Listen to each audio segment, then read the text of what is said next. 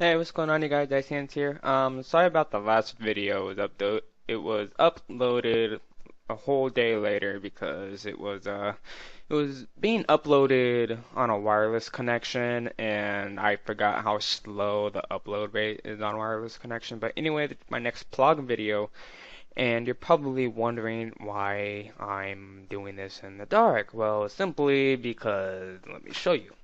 This is my system right here. It's all lit up.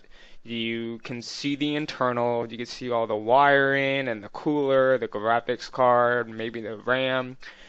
I think pretty soon I'll do an in-depth video talking about the parts I have and why I got them. And I do have a LED light which I showcased in the last video, and I did install it in there, and that's why it's giving that illumination effect. And what I'd really like to do is, since I'm getting more involved with Twitch live streaming, what I would really like to do is have enough LED light in there. Yes, I am gonna get more, so it's brighter and the lights are beaming out of the system, so it works more like a night light for various reasons. One is so when I'm actually live streaming, how cool would it be to just have red light? You know, I'm sitting in the dark and I'm just glowing red when I'm playing a horror game and I'm live streaming. I thought that would be a really cool effect.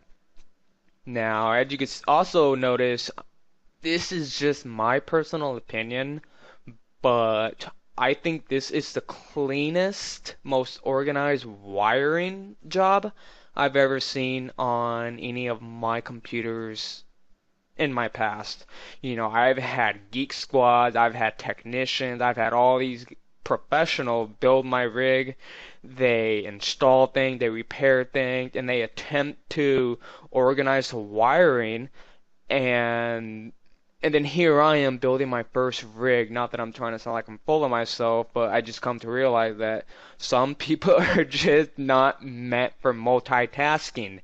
And the reason I say multitasking is because you literally have to manage your wiring while you are installing your components and connecting your power cords and everything, at the same time of trying to manage where the wires are going to group up, and it's pretty hectic. So just I've learned, like I said, this is all a learning process, and I guess there's just a lot of technicians out there that are just not suitable for multitasking, for doing stuff like that.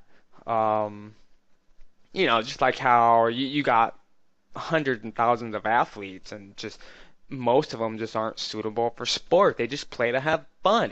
Same thing in regards to, technology. Some people are just tech nerds, and I'm not one of them. I do weightlifting and such, but anyway, yeah, I plan on getting like some kind of wired LED. I got it. The one that I showed you was a stick. It's a hard stick, and it wasn't flexible or anything. So I was very limited on where I could install it. So I just figured I'd install it off to one of the corners on the upper roof, and it's just really cool. What I gotta do is I gotta get the bottom of it to light up, because the entire bottom is shaded out. You probably noticed, and that's where my power supply is, and that's really all that's down there. I gotta get another fan down there. I just have too much space, but I'm really stoked. What else did I do? I spent a lot of time. I spent hours just tweaking my graphics card. I downloaded the 3D Mark and the Heaven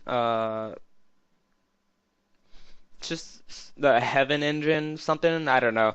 I was I downloaded the MSI Afterburner, and I was tweaking my graphics card to see how high I can overclock it, and then I was running these tests, and doing these benches, these 3D graphic tests. It each time you run it, it takes so long, and you have to be very observant. You have to find artifacts, but I think you already know the whole thing with overclocking. So anyway, I spent a lot of time overclocking my GPU, and I think I kind of found the sweet spot. I'm just not gonna mess with it because just at stock speed it was running games like I ran the Evil Within for like 15, 20 minutes. Holy shit, I had everything maxed out, the graphics, and it was buttery smooth. Disarming those bombs has never been so easy. I talked about how lower frame rate makes disarming those bombs so much harder. But what I've yet to do is download and run Crysis 3. I think that is going to be where the real test comes in, and I can let you know. Either I can show you the results, in one of my videos on how these games run, or I could just let you know about it in another video when I do my next PLog. But just at stock speed, it was just kicking ass, and overclocking it just a little bit gave me a lot of it gave me a really high score, and according to the 3D Mark record, it's saying that my system, when it's overclocked, it's running at a higher score rate than 96% of other GPU users, and that's me just barely overclocking. I think I've done pretty well with the cooling system. I just stick my hand in there. I feel absolutely zero heat. So I know there is a crap load of room for uploading. I had to even try overclocking the RAM or the processor, which I'm gonna do sometime later, but it's just been really phenomenal lately. I'm just really excited for my first build to just work out so great. I sound like I'm bragging. I'm not. I'm just excited.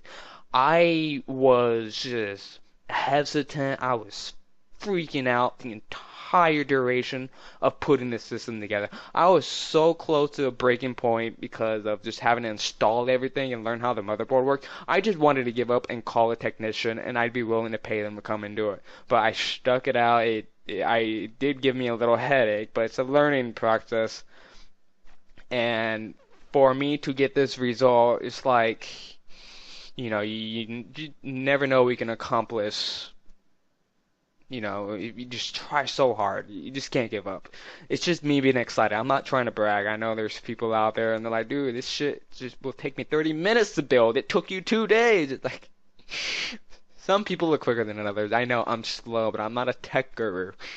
But, yeah, I'll start talking about the internals pretty soon. I do plan on installing more fans in here. I'm trying to keep it as cool as possible. I want to just expel any amount of heat away from the system I can, and it would definitely keep it cool, because I've learned that the number one deteriorating factor to limiting your overclock is the heat.